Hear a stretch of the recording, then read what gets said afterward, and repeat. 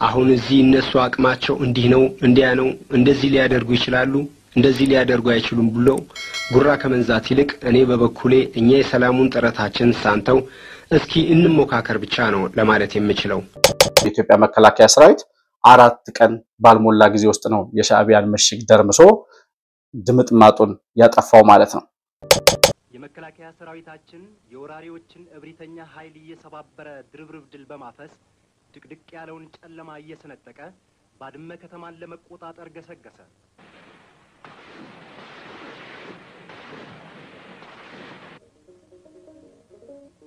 በ4 እና በ5 ቀን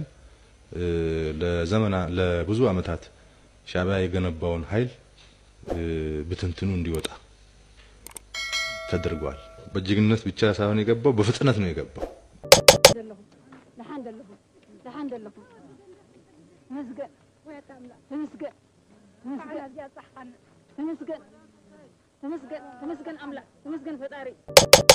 የወረራ መቀልበስ አለበት የሀገራችን ሉዓላዊነት መከበር አለበት ብለው በወኔ የተሰለፉበት ጦርነት set up to give its rulings on the borders between the two countries announced its decision on the 13th of April 2002 once again confirming Badme sovereign Eritrean territory እንዲህ ነው የባንዳ ልጅ አየ የባንዳ ልጅ ጠላትን ካባረርክ በኋላ በደምህና ባጥንት ያስከበርከው መሬት መልሶ በፊርማ ይሰጣል ምክንያቱም ያገር ጉዳይ ለሱ ጉዳይ አይደለም አገሩ አይደለችማ ጠላትን ያባረሩ ጀነራሎችን ያለ ምንም ምክንያት ከሰራቸው ያግዳቸዋል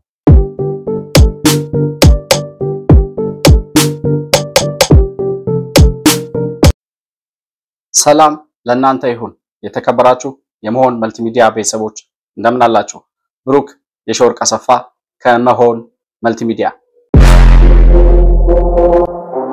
መሆን መልቲሚዲያ ዘረኝነትንና ጥላቻን የሚጸየፍ በሐሳብ የበላይነት የሚያምን እውነትንና ኢትዮጵያዊነትን ለማጽናት የሚተጋ ሚዲያ ነው መሆን መልቲሚዲያን በሱፐር ቻትና በሱፐር ስቲከር እንዲሁም በገንዘብ መደገፍ የምትችሉ መሆኑን በአክብሮት እንገልጻለን ይህን ሚዲያ መደገፍ እውነትንና ኢትዮጵያዊነትን ማጽናት መሆኑን አውቃችሁ ሼር ላይክ ሰብስክራይብ በማድረግ ለሌሎች ተደራሽ ማድረጋችሁን አትርሱ መሆን መልቲሚዲያ የአዲሱ ትውልድ ሚዲያ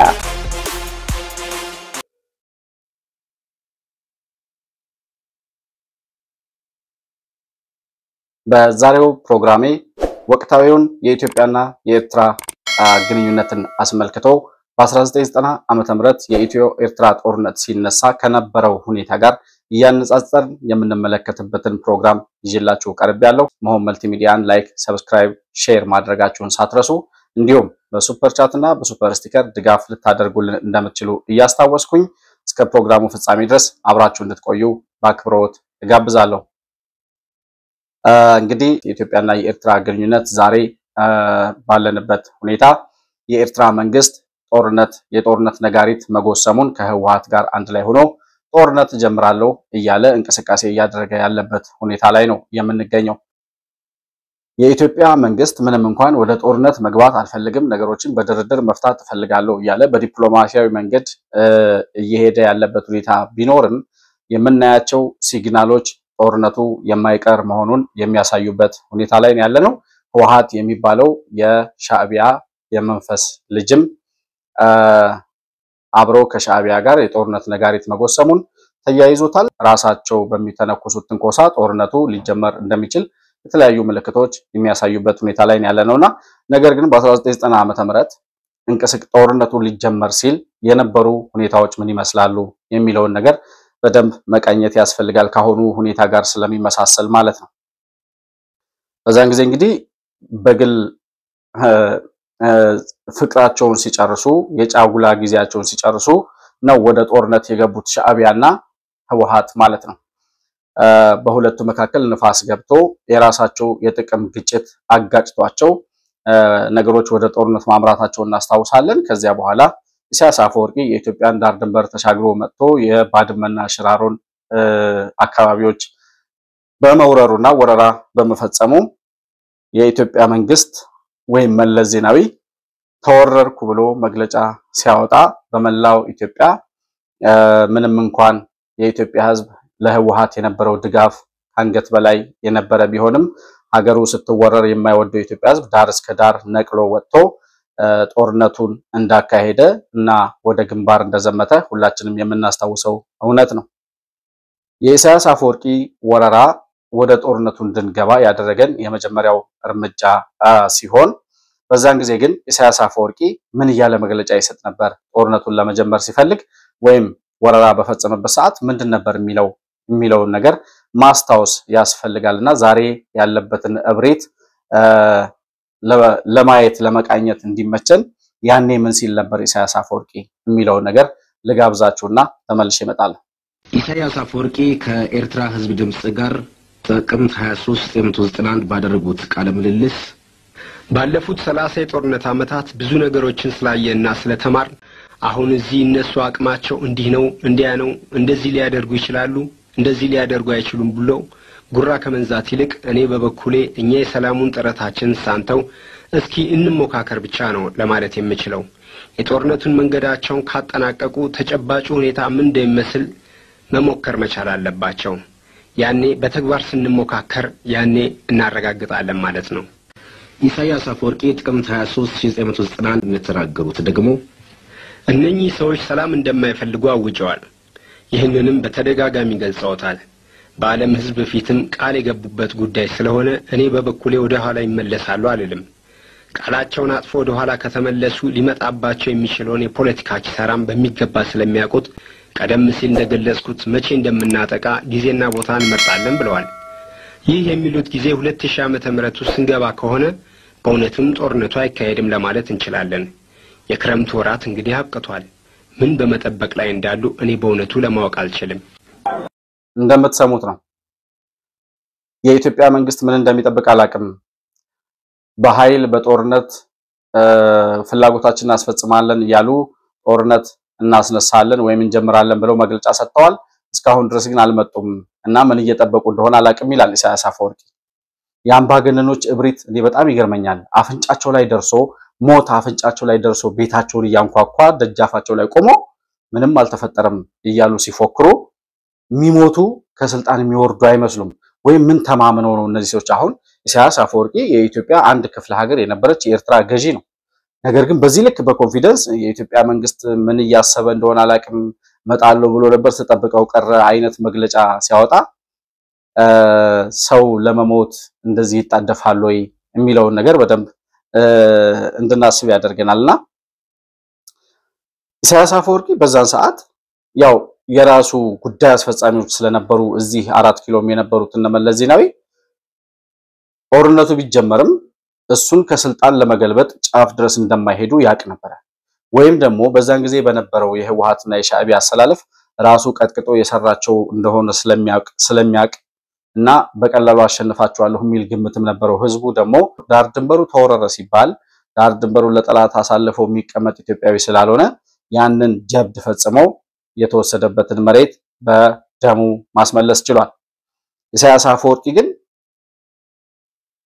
ያን ሁሉ ፉከራ ፎክሮ በአንድ ሳምንት ለሚጠናቀቅ ጦርነት ምንም አይነት አቅም ሳይኖረው ከኢትዮጵያ ጋር የሚወዳደር አቅም ሳይኖረው የአንድ ክፍለ ሀገር አካል አንድ ክፍለ ሀገር የኢትዮጵያ አንድ ክፍለ ሀገር የነበረች ሀገር እየመራ ከትልቋ ኢትዮጵያ ጋር በዛ ልክ ፎካከራለሁ ብሎ ሲያስብ ሰውየው ነገሮችን የሚገመግምበት እይታ ምን ያክል የተሳሳተ እንደሆነ በጣም የሚያስረዳ ነው። ዛሬም የሚያወራው የእብሪትና የጥጋብ ምላሽና አልደራደርም የፈለጋችሁትን ነገር ማድረግ ትችላላችሁ በኃይል መታመጡት ነገር የለም ከግብጽ ጋር ከሶማሌ ጋር ከመናምን ጋር አብሬ ሰራለሁ ምናምን ይያለ የሚያውጀው አዋጅ ዛሬም ሞቱን እንደሚያፋጥነለት አልገባውም። ምክንያቱም ያኔም 1990 ዓመተ ምህረት ኢትዮጵያን መጥቶ ሲወርም እንደዚህ በእብሪት ይናገር ነበርና ማለት ነው።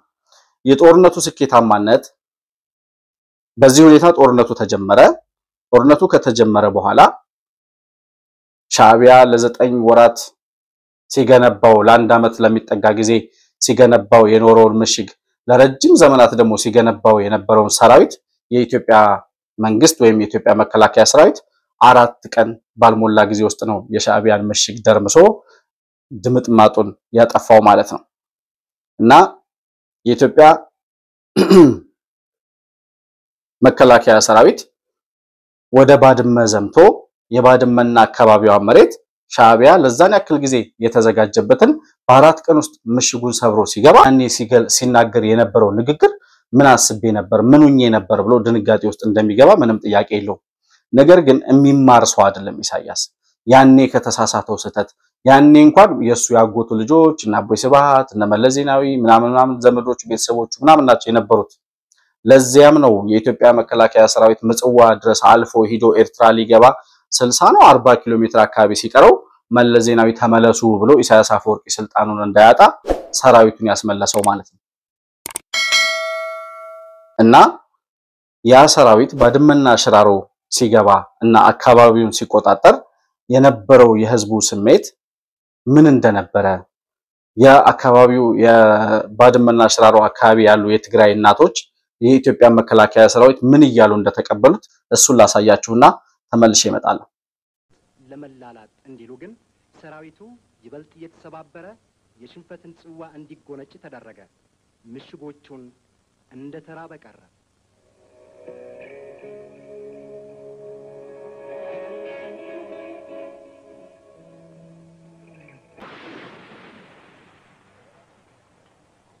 የመከላከያ ሰራዊታችን የወራሪዎችን እብሪተኛ ኃይል እየሰባበረ ድርብርብ ድል በማፈስ ድቅድቅ ያለውን ጨለማ እየሰነጠቀ ባድመ ከተማን ለመቆጣጠር ገሰገሰ።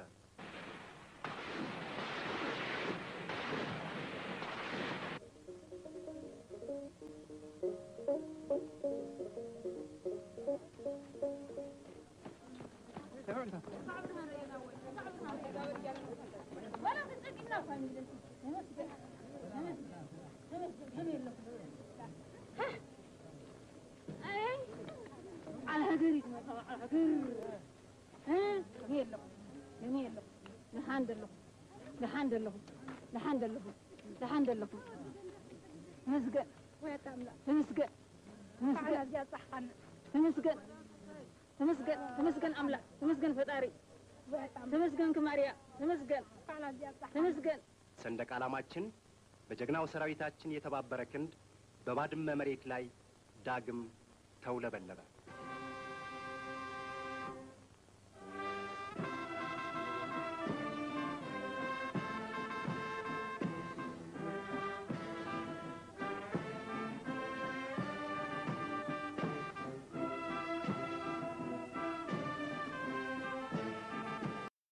የኢትዮጵያ መከላከያ ሰራዊት የኢትዮጵያ የመጨረሻው ምሽግ ነው።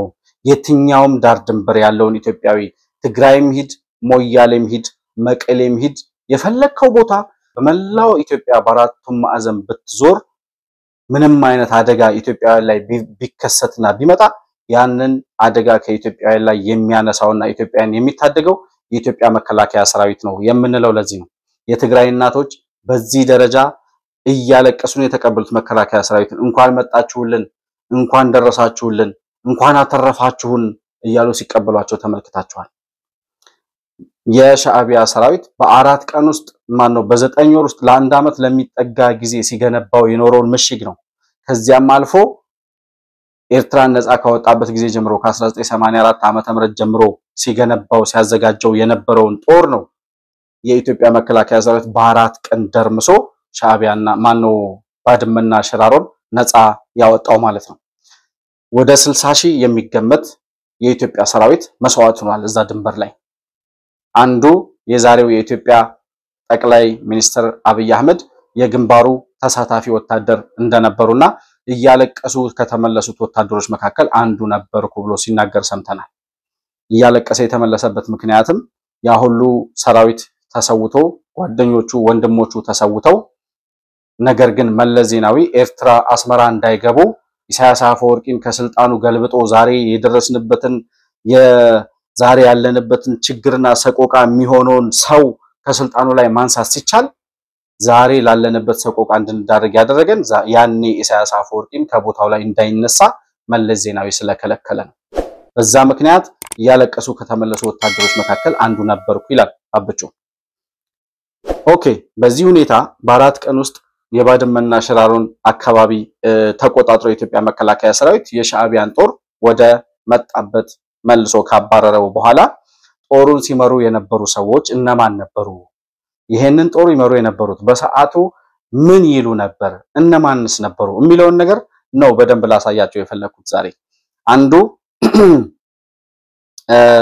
ስለ ጦርነቱ ጉዳይ ቃለ መጠይቅ ከሰጠው ወይም ደግሞ ቃሉ ተቀርጾ ከተቀመጠው ወታደር ወይም ደግሞ በዛን ሰዓት ኮማንደር ነበር ይመስለኛል ያ ሰው ዛሬ የኢትዮጵያ እሱን ማንነቱን ከመናገሬ በፊት ምን እንዳለ ለጋብዛችሁ ስለ ባድመና ሽራሮ ስለ ጦርነቱ መጀመሪያ ግንባር ላይ የቢቢሲ ጋዜጠኛ ጠይቀው የተናገረውን ቃለ መጠይቅ ከዛ በኋላ ጦርነቱ ካለቀ በኋላ ደግሞ ስለ ጦርነቱ ስኬታማነት ምን አይነት ጀብድ እንደተፈጸመ የሚናገረው ለጋብዛችሁ ሰውየው ማን እንደሆነ ደግሞ ተመልክተን ስንመለስ አብረን የምንነጋገርበት ይሆናል Our land will be liberated, whatever the cost.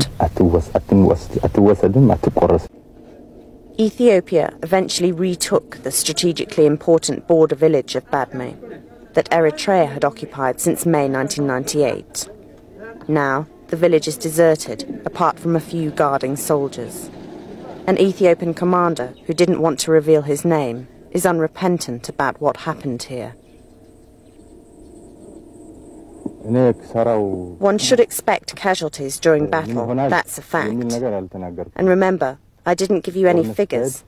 But whatever sacrifices, we the Ethiopians are determined to get our land back. That's the bottom line. Our land will be liberated, whatever the cost.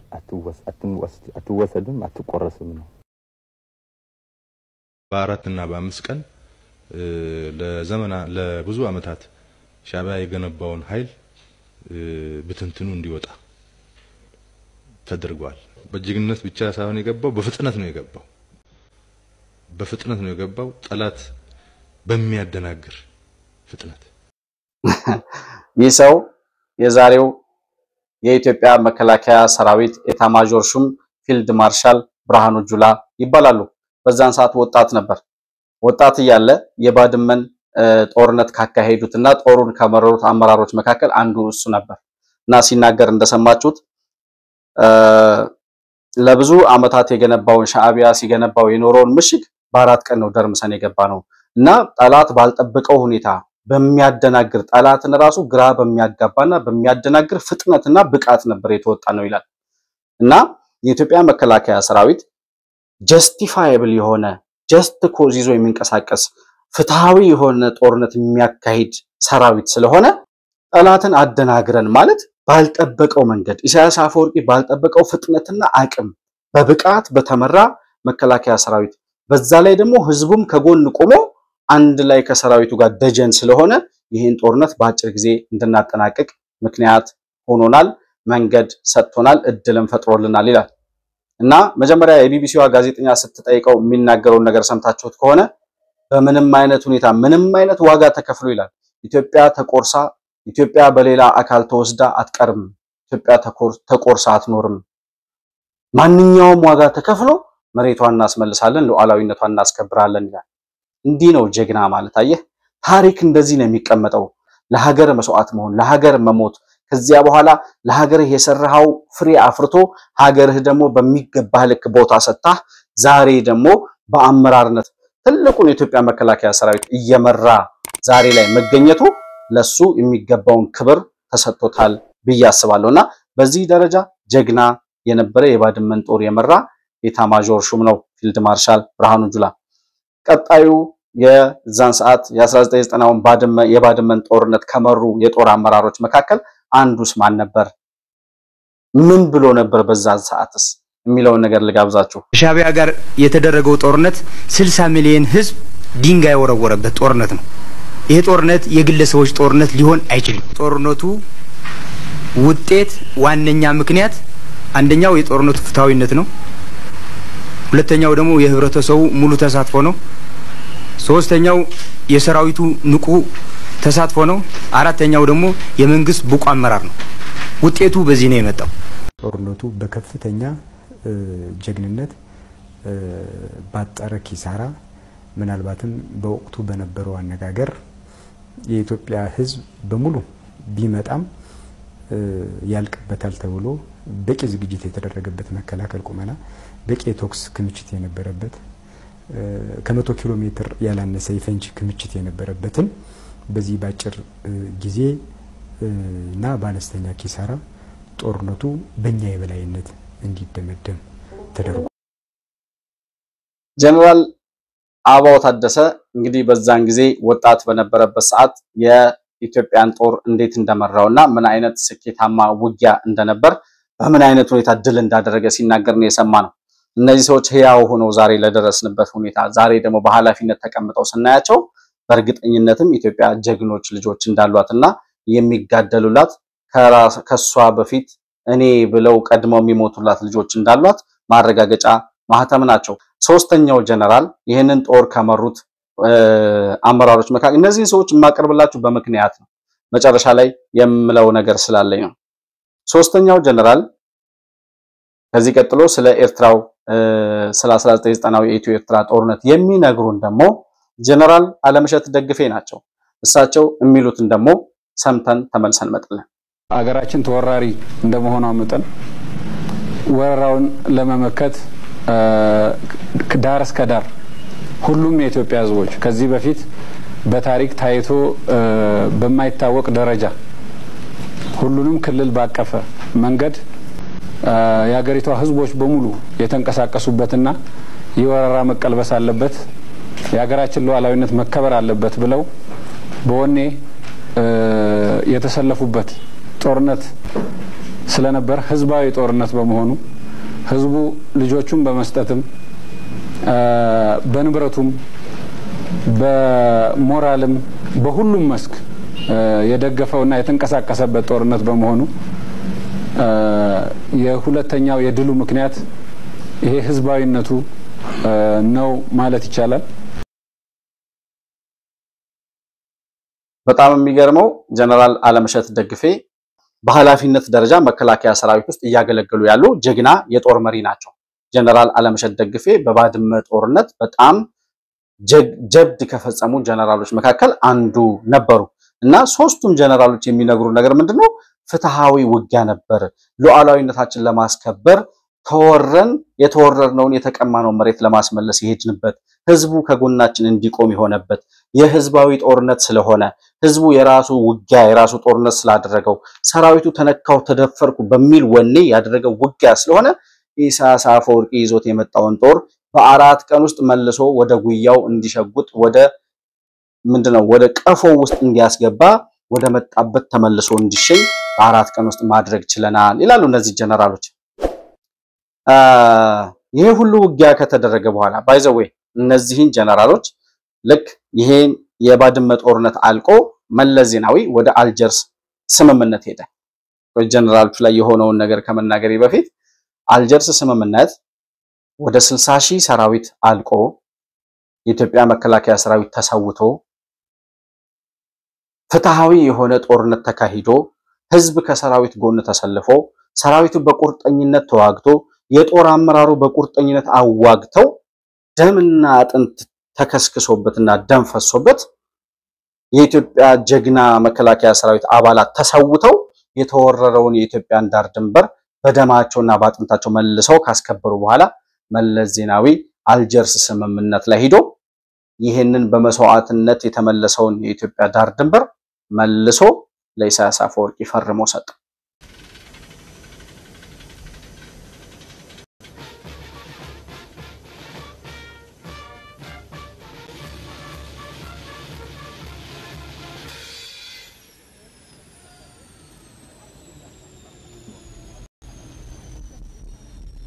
Set up to give its rulings on the borders between the two countries, announced its decision on the 13th of April 2002, once again confirming Badme sovereign Eritrean territory.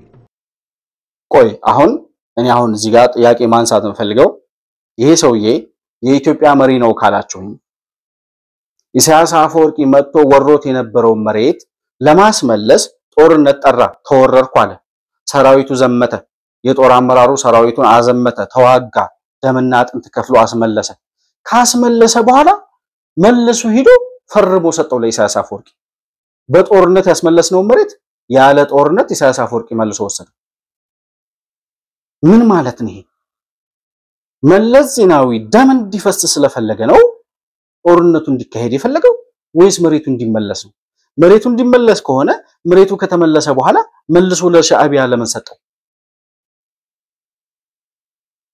ይሄ ሰውዬ ኢትዮጵያዊ አይደለም።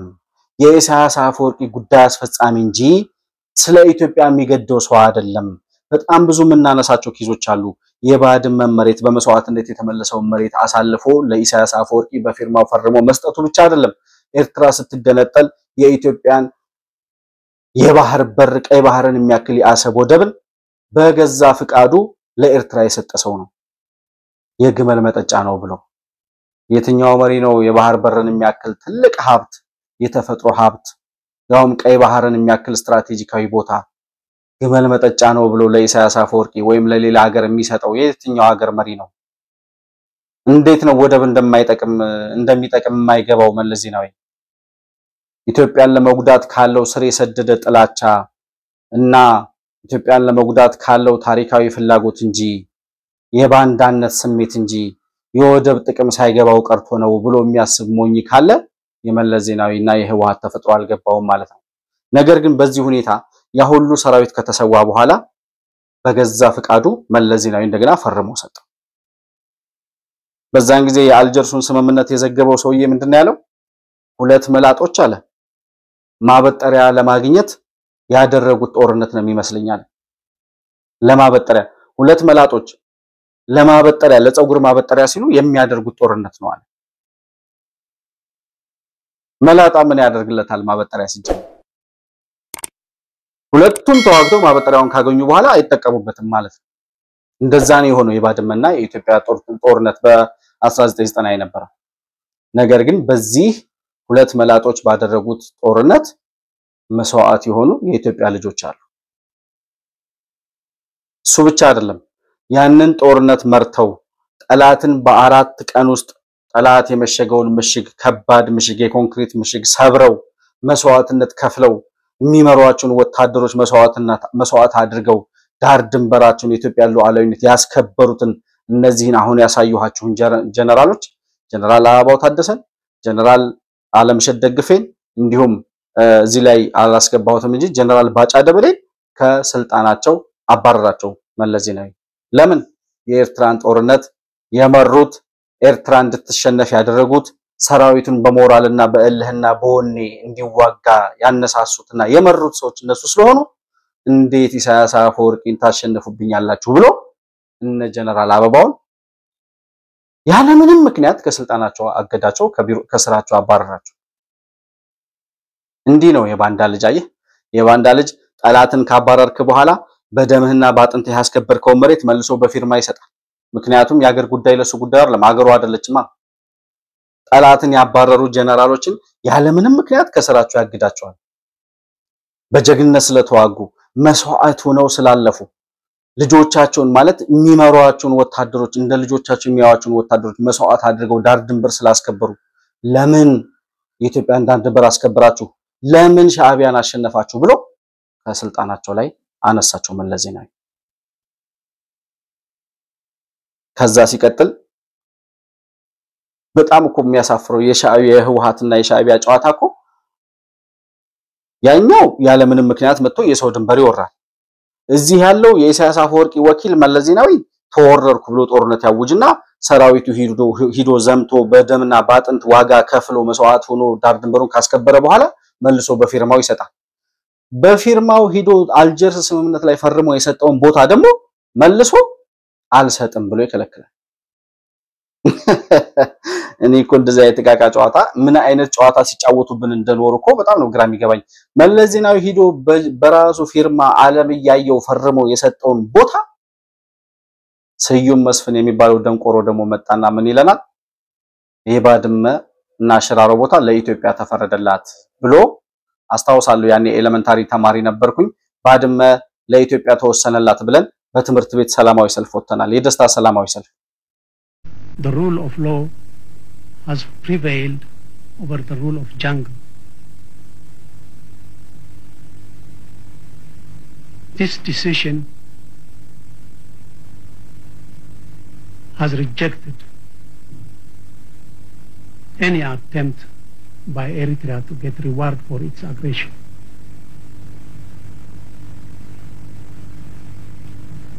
this decision was fair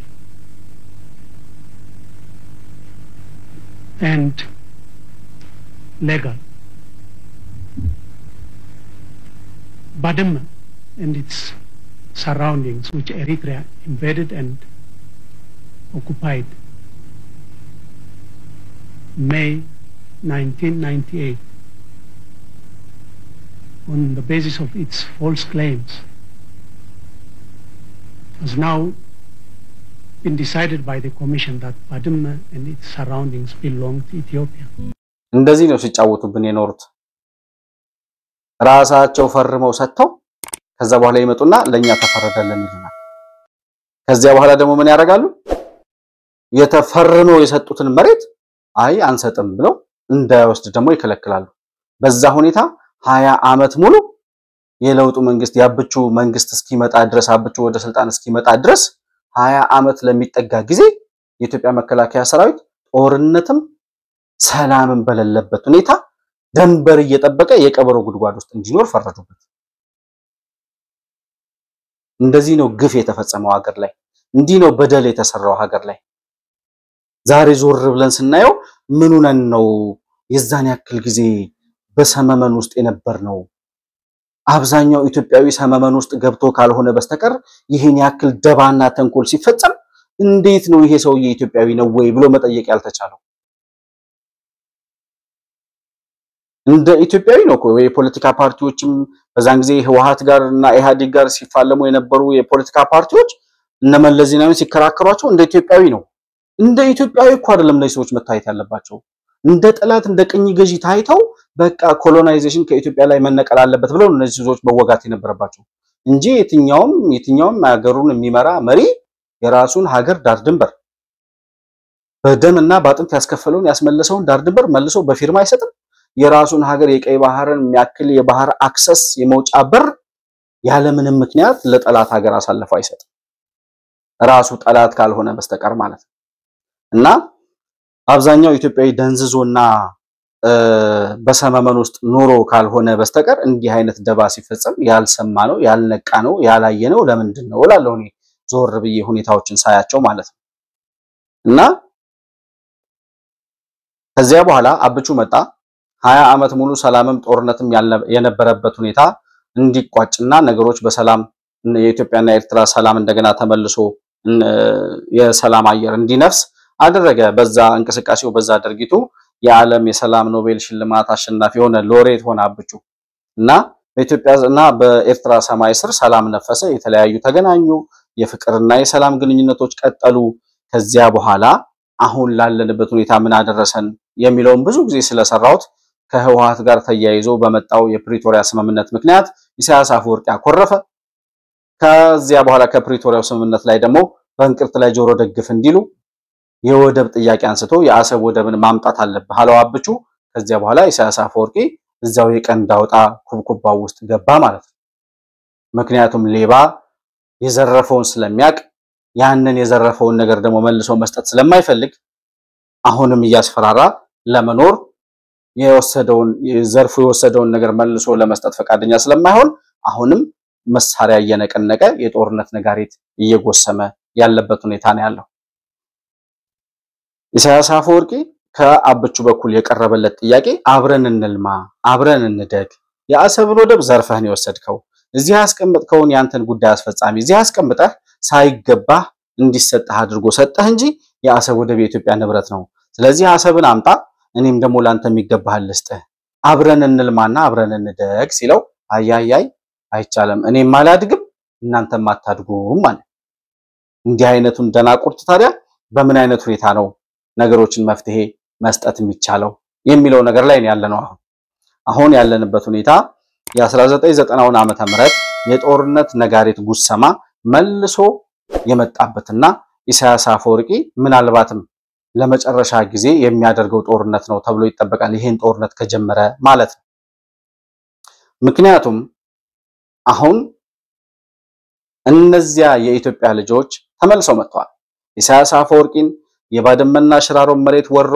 ለአንድ አመት ለሚጠጋ ጊዜ ሲገነባው የነበረውን ኮንክሪት ምሽግ ሰብረው በአራት ቀናት ውስጥ በቁጥጥራቸው ስር ያደረጉት እነ ጀነራል አበባው እነ ጀነራል ባጫ እነ ጀነራል አለመሸት ደግፌና የኢትዮጵያ ዳር ድንበር ተቆርሶ አይቀርም ማንኛውም መስዋዕትነት ተከፍሎ ይመለሳል ያሉት እነ ብርሃኑ ጁላ ዛሬ እነ ፊልድ ማርሻል ብርሃኑ ጁላ ዛሬ በስልጣን ላይ ናቸው ያሉት።